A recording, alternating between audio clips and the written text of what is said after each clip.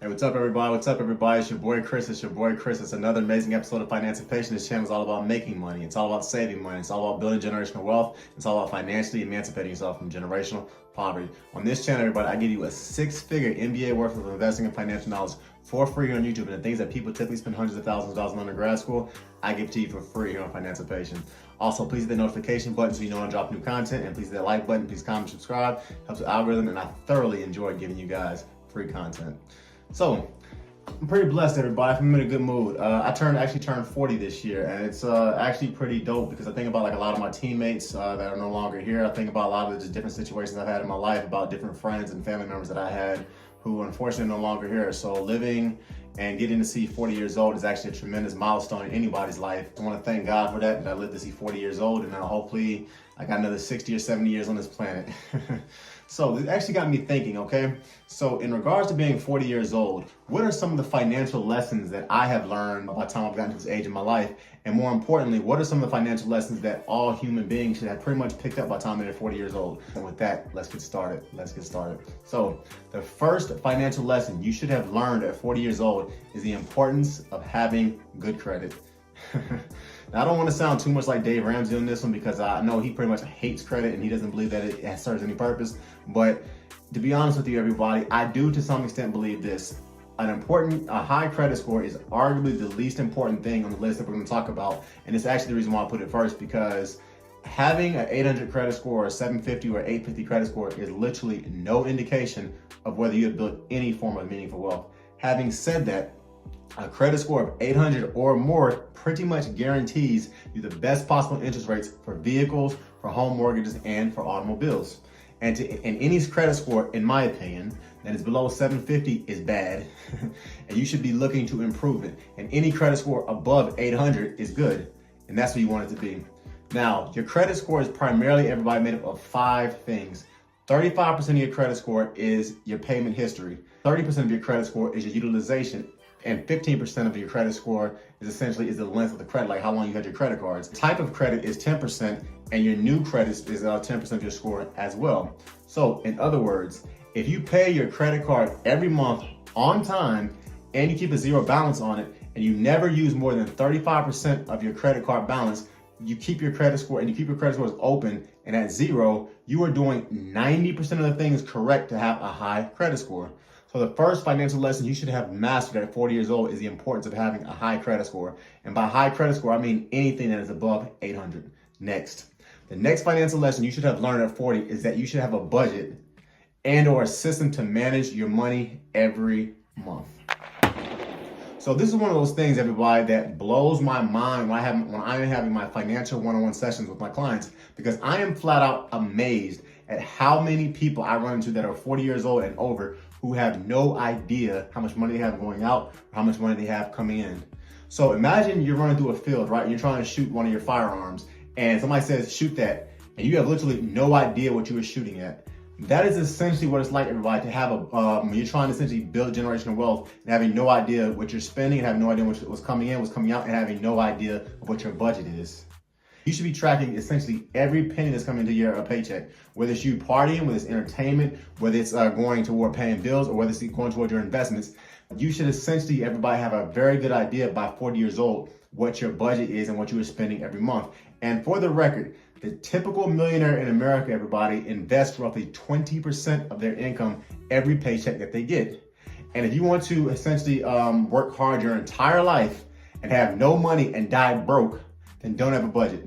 But if you want to work hard for a certain amount of time, retire early, build generational wealth, and essentially retire on a beach somewhere or retire in your house, just pretty much living the last 25 or 30 years of your life comfortably, then have a budget and have an idea where your money is going and tell it what to do. The next financial lesson you should have mastered at 40 years old is that you should have a budget or a system in place to manage your money every month.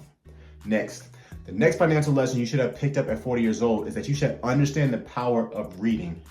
And you should have read several financial books. Readers are leaders, everybody, and the typical broke American that can't afford a $1,000 emergency only reads 1 book per year. But the typical millionaire in America reads 52 books per year. Do the math. Because this is a finance channel, I want you reading finance books very clearly.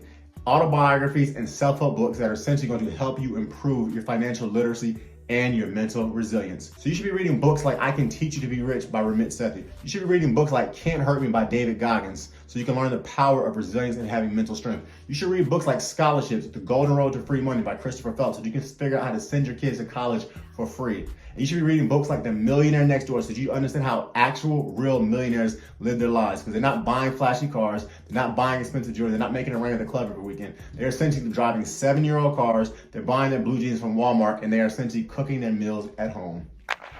So the next financial lesson you should have mastered at 40 years old is the power of reading books and how it can literally change your financial literacy and build your family's generational wealth. Next, the next financial lesson you should have picked up and learned at 40 years old is that you should have a basic financial literacy and an understanding of many financial topics. I'm not saying you need to have an MBA or you need to be a financial guru or be a math whiz, anything like that. No, but at 40 years old, everybody, you should have a basic understanding of the difference between a Roth IRA and a traditional IRA. You should know the difference, everybody, between a mutual fund and an index fund. You should know the importance of putting your money into a high interest account versus just stashing it into some kind of brick and mortar bank account. The next financial lesson you should have mastered at 40 years old is that you should have a basic understanding of financial literacy. And once again, if you do not, you are in the perfect place, because here at FinancialFreedom, I teach you all that stuff. So please hit the notification button so you know when I drop new content. Please hit that like button, please comment, please share, subscribe. That helps the algorithm. And I thoroughly enjoy giving you guys an MBA level for investing in financial knowledge for free here on YouTube. Also, if you're interested in sending your kids to college for free, check out my scholarship book. It's going to pop up about right here on Amazon, where I essentially detail how I obtained over $300,000 to go to college for free and to get my engineering degree. Next, the next financial lesson you should have learned at 40 years old is that you should have a clear investment strategy. This kind of goes back into my last point and everything, everybody, but whenever I'm doing my financial one-on-ones with my clients and with people who have never really, unfortunately, been taught the basic tenets of how to build wealth and how to invest into the stock market, it's always a little sad to me when I meet a 45 or a 50 or a 60-year-old that has literally no investment strategy. And to some extent, it's sad because it kind of just shows how the American school system is not teaching us as Americans how to build generational wealth. And as a result of that, these individuals have literally spent 30 to 50 years of their working lives not taking advantage of compound interest. By 40 years old, everybody, you should have a clear investment strategy. Whether it's you maxing out your Roth IRAs, your 401ks, or your HSAs every year, or whether it's you being a day trader or being a crypto guy, whether it's you being a real estate investor, you should have some type of investment strategy by 40 years old that gives you the ability to be able to retire with dignity and with respect. I personally am an entrepreneur, start your business and index fund kind of guy. You might potentially be a Forex or a crypto guy. There really, to some extent, is no wrong or right answer. There's certain things I personally don't invest into, but it doesn't necessarily mean that it's wrong. It's just not my personal investment strategy. But at 40 years old, nothing is sadder to me when I meet a person who literally makes their money, they work hard to make their money, they just throw it in the bank where inflation pretty much eats it up. The next financial lesson you should have mastered at 40 years old, that you should have a clear investment strategy, and you should be working that investment strategy to a T so that you can retire with dignity and with respect. The next financial lesson you should have mastered at 40 years old is that you should have at least a 6 to 12 month emergency fund of liquid cash saved. This is one of the things that I personally, I won't lie to you, learned a little bit later in life. And one of the reasons why I started FinancialFreedom is because I made a lot of the mistakes that I'm telling you guys not to do. I tricked essentially. I bought brand new sports cars that I shouldn't have bought, and I did other dumb things that guys typically do. But when I got serious, however, in my late 20s about building generational wealth, I went essentially straight from doing dumb stuff to investing as much as I possibly could into my retirement accounts. And there's nothing wrong with that. An emergency for everybody becomes a crisis when you don't have liquid cash. And in my opinion, after you invest up to your employer's 401k match, your next step should be to have at least a 3 to 6 month emergency fund. If you're married with a family and you are a single income earner, I personally advise you to have a 6 to 9 month emergency fund. But in all honesty, everybody, create a budget, calculate what your monthly expenses are, multiply that number by 6, and voila, that's the amount of liquid cash you should have saved in your emergency fund. So the next financial lesson you should have mastered at 40 years old is that you should have at least a 6 to 9 month emergency fund.